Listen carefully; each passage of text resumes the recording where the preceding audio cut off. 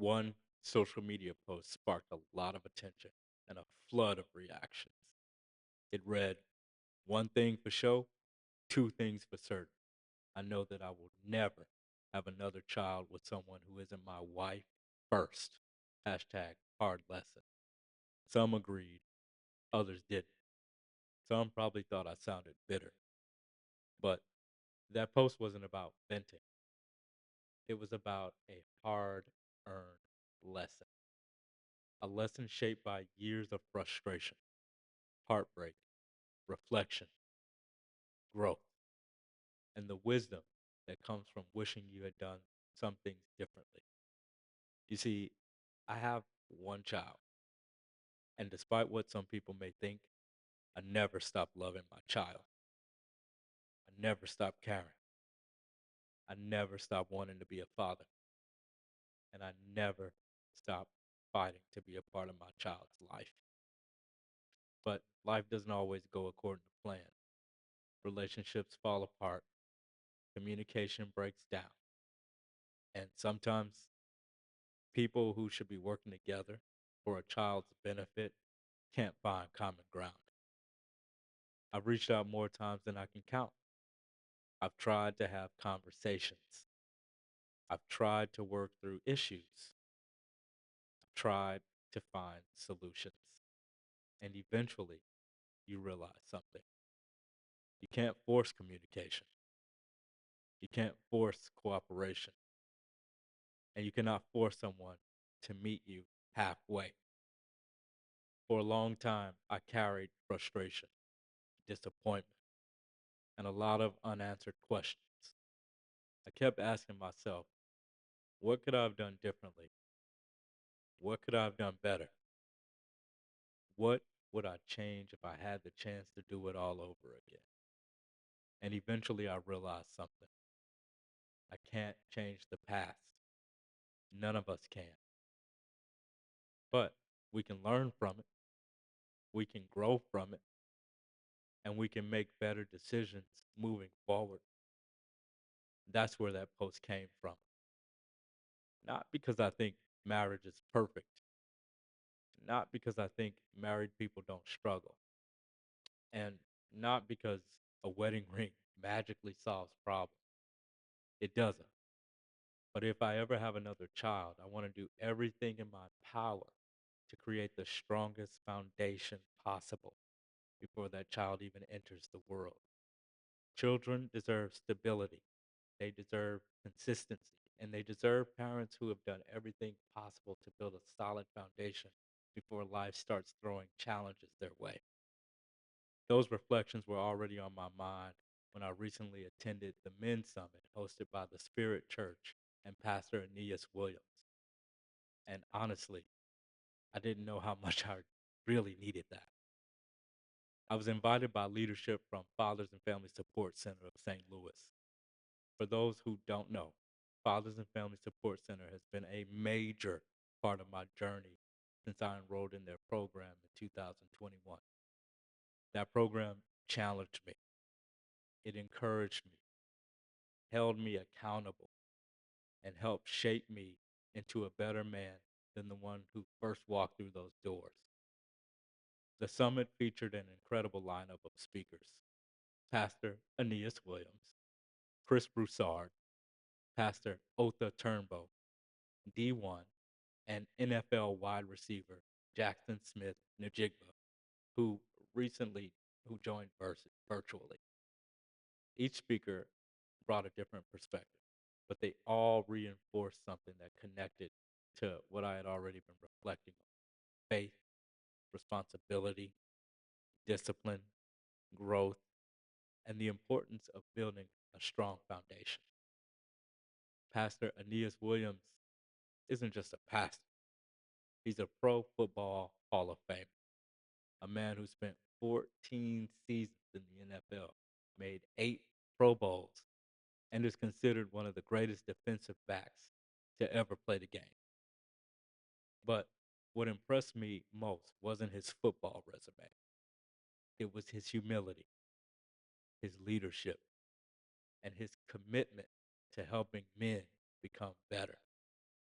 Chris Broussard is one of the most recognizable sports analysts in America. You've seen him on ESPN. You've seen him on Fox Sports. You've seen him break down sports stories for years. But his message wasn't really about sports. It was about faith, character, discipline, and living with purpose. Pastor Otha Turnbow brought that kind of wisdom that comes from years of leading people and helping them navigate life. His message challenged men to think beyond where they are today and who they were going to become tomorrow. Then there was D1, a rapper, former teacher, author, and motivational speaker. Honestly, he was one of the most impactful speakers of the day. D1 built a successful career in hip hop without compromising his values. And when he took to the stage, you could feel the energy shift, especially among the young people in the room. Even Jackson Smith Njigba's message stood out. Here's a young NFL star who already had achieved what millions of people dream about. He talked about faith, discipline, preparation, humility, the things that happen long before the spotlight ever finds you. And as great as all those speakers were, what impacted me the most wasn't what happened on stage. It was happening all around me. It was what was happening all around. I looked around that room and saw something I wish more people could see. Hundreds of black men, not dozens, hundreds. Black fathers, black husbands, black sons, black grandfathers, black entrepreneurs, black professionals, black mentors, black educators, black community leaders, men from every walk of life. And what stood out the most wasn't just the men, it was the young men, teenagers, high school students, college students, young brothers who could have been anywhere else on a Saturday, but they chose to be there, listening, learning, taking notes on one of these notebooks.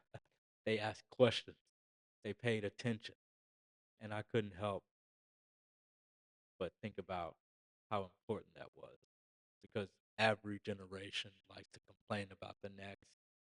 We hear it all the time. These young people don't care. They're lazy. They don't want guidance. They're lost. But that's not what I saw. I saw young men, young black men, actively searching for direction, purpose, mentorship, and examples of healthy manhood. And that gave me hope because if we're being honest, hope can be hard to find these days. Every time we open our phone, we're hit with another crisis, another tragedy, another controversy, another reason to be discouraged. But for a few hours that day, I saw something different. I saw possibility. I saw potential.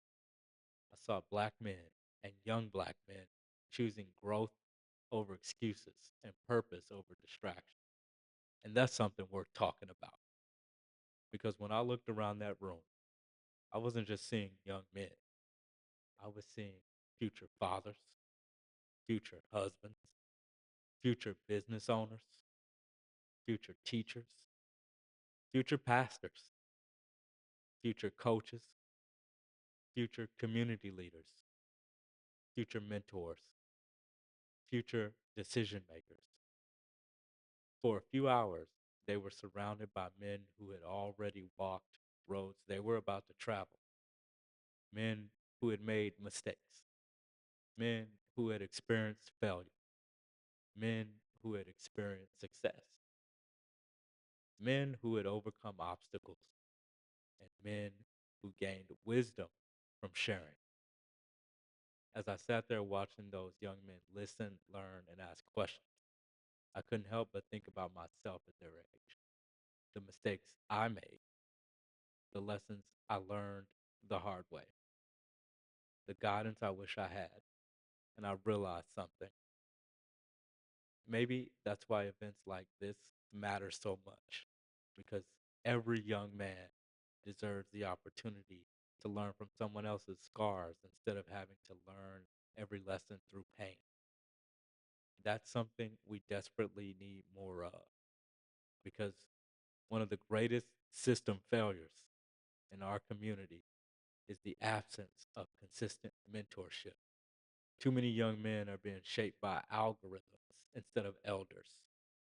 Too many are searching for identity in places that can never give them purpose. And when guidance is missing, confusion fills the gap.